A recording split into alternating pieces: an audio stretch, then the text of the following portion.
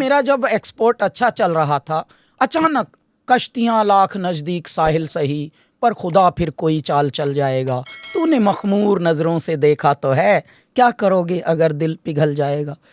परमात्मा ने कोई ऐसी बात रखी हुई थी कि वो हमारा एक्सपोर्ट का कुछ कोलैप्स हुआ। That was the turning point of my life. फिर मैं, क्योंकि जब ऋषिकेश गया और अब मैं पंडित बनने गया हूँ, जिसको मैं बचपन से बोलता था मुझे पिताजी वाला काम नहीं करना, लेकिन उस वक्त तक हमारे जो अनुभवों का पिटारा था वो इतना बढ़ चुका था कि अब कहते हैं वो आए तो सुकून, वो ना आए तो भी सुकून, दर्द में दर्द का एहसास कहाँ होता है।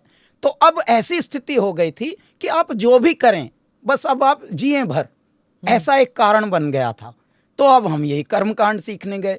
लेकिन मेरे साथी जो हैं, मेरे जो सहपाठी हैं, यानी आपके साथ में कक्षा में पढ़ने वाले, वो तो स्मिता हैं 15-16 साल के, आप 20-22 साल के। तो वो जो एक मैच्योरिटी, वो जो विचारों का एक ये है, वो कहीं ना कहीं आपको कौंधता सा है।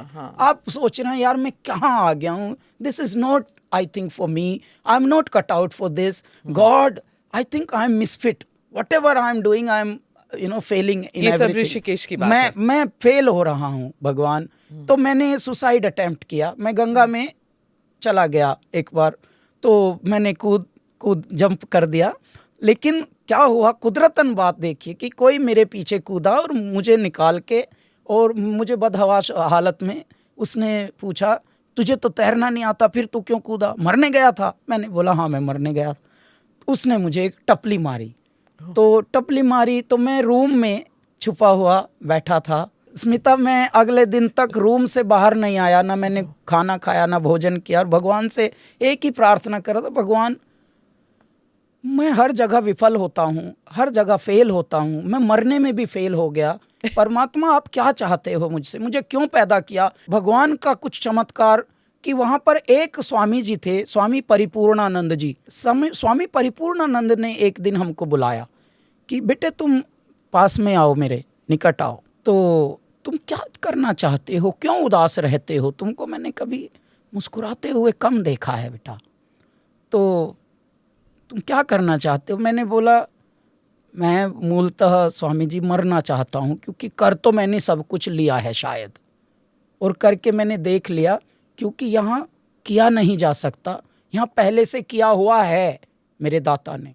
तो शायद हम ढूंढ रहे थे कि हम किए हुए में कहाँ कहाँ फिट हो रहे हैं, तो मुझे लगता नहीं है कि मैं कहीं फिट हूँ, इसलिए मैं मरना चाहता हूँ।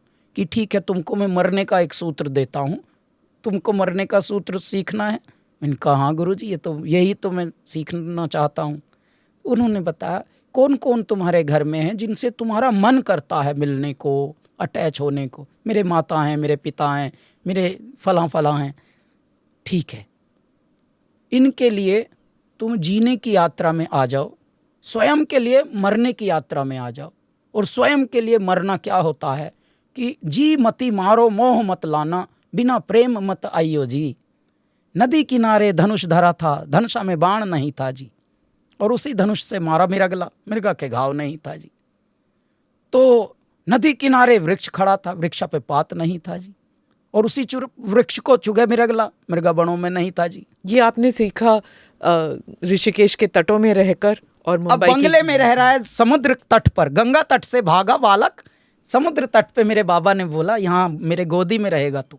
मैं वहाँ भी धमकी देता था शुरू में जाके, समुद्र बाबा को भी बोल के कि बाबा माँ ने नहीं सुलाया, अब तू तैयार हो जा, तेरे अंदर ही समाहित हो जाऊँ। आप में ये बहुत बारी आया ना सुसाइड करने हाँ, का? तब उन दिनों का तो ये विचार था ना, विफलता आपको कहीं ना कहीं झकझोर देती है, और विफलता आप कृत्यों से विफल नहीं हो रहे हैं, आप अपने जीवन में ऐसा अनुभव ले रहे हैं कि ये जो दुनिया है, ये दुनिया दिल दुखाने के लिए बनी है, ये ज़्यादातर जो रिश्ते हैं ये झूठ मूठ के, ये नाइस टू मीट यू के लिए बने हैं बस। Hi I am fine, nice to meet you, या good to see you man after long time, जबकि वो कहीं है ही नहीं, हृदय है ही नहीं वहाँ।